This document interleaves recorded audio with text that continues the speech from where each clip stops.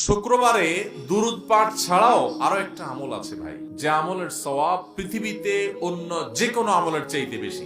এত বেশি সওয়াব, এত বেশি বিনিময় আল্লাহ তাআলা অন্য কোনো আমলে দিবেন না, শুক্রবার একটা আমল করলে দিবেন। সেটা বলবো? এত বিপুল পরিমাণ, এত অল্প সময়ে, এত অল্প পরিশ্রম করে এত বিপুল পরিমাণের সওয়াব, আখিরাতের কারেন্সি। দুনিয়াতে টাকা দিয়ে চলি আমরা, আখিরাতের কারেন্সি সওয়াব।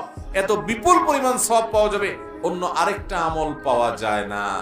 অতএব এই জুমার দিনে আমলটা করবো তো ইনশাআল্লাহ।